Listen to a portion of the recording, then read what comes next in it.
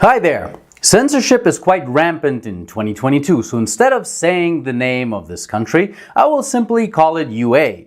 This video will be eye-opening to some, because mainstream media in the West constantly calls this military operation, or war, unprovoked in that Russia is only interested in domination and not the protection of ethnic Russians in eastern Ukraine. There are hundreds of videos of citizens from Mariupol saying that it was the UA army, Azov battalions, and the right sector who were shooting them in cold blood. You're probably asking, why?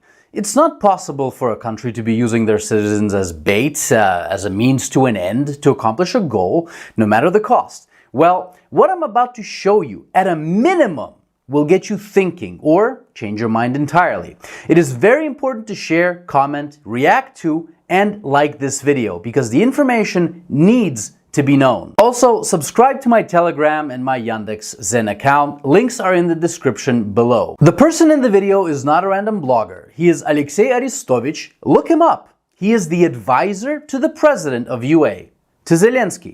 С вероятностью 99,9% наша цена за вступление в НАТО – это большая война с Россией. А если мы не вступим в НАТО, это поглощение России в течение 10-12 лет. Вот и вся вилка, в которой мы находимся. А теперь давайте выбирайте Зеленского. Подождите, а теперь если поставить чашу на весах, а что лучше в таком случае? Конечно, крупная война с Россией и переход в НАТО по результатам победы над Россией. А что такое может быть крупная война с Россией? Это воздушная операция наступательная, вторжение российских армий, вот 4, которые они создали на наших границах, там осада Киева, попытка окружить войска, которые в АТО находятся, ВОЗ, операция объединенных сил, прорыв через Крымский перешейк, выход на Новокаховское водохранилище, чтобы воду в Крым дать, наступление с территории Беларуси, там, создание новых народных республик, диверсии, удары по объектам критической инфраструктуры и так далее, воздушный десант. Вот что такое полноценная война. И вероятность ее 99%. Когда? После 21-22 самые критические, 20-22 самые критические эти самые. Did you get that? Seriously? Did you? I mean, an open war with Russia is better than being absorbed into Russia. This is the advisor to Zelensky in March of 2019, 2 months before Zelensky became the president.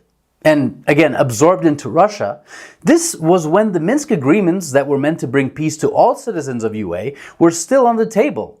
And in those agreements, the Lugansk and Donetsk republics were supposed to be part of UA. Go ahead, link is in the description below.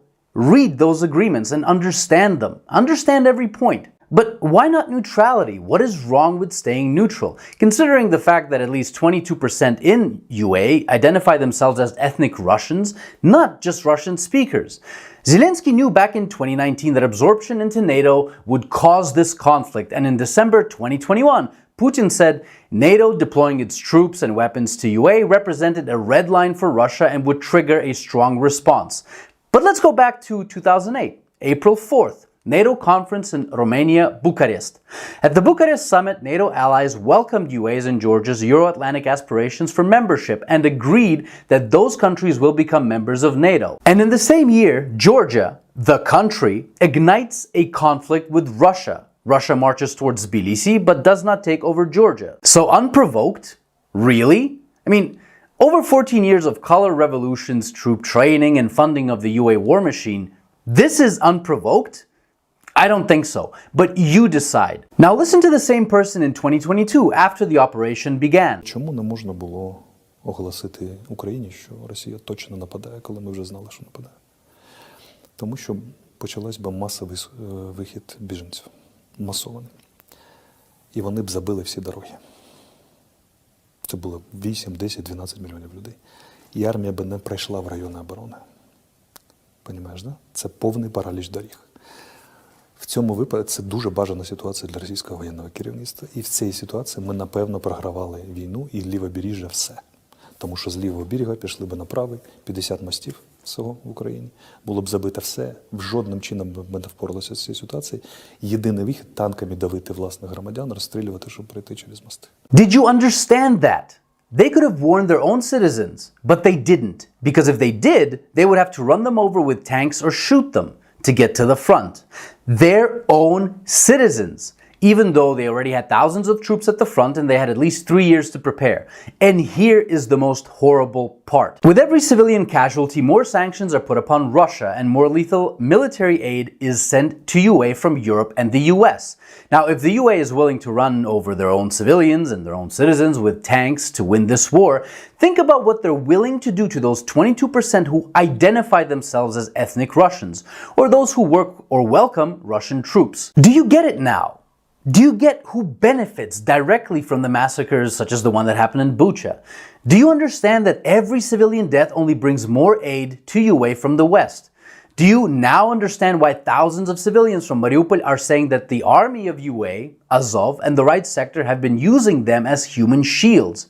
Because they were left there by their own government to be human shields, and that is disgusting. Now you will say that I'm a bot of the Kremlin spewing propaganda, and who you believe is entirely up to you, but I'm gonna leave you with one final video from Aristovich. Непрерывная война. Это военный лагерь. Осажденная крепость.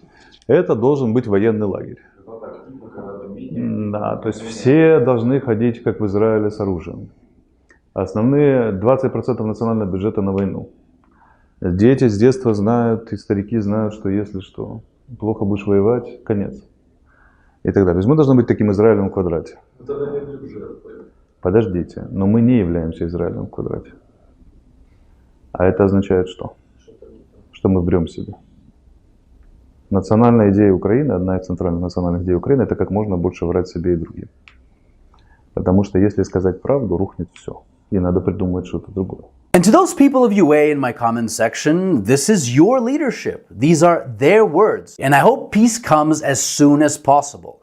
And every civilian death is a tragedy. But to me it is clear that every civilian death in UA directly, financially and morally benefits only one party in this war. And it's not Russia. So the decision who you believe is entirely yours. See you in the comments below.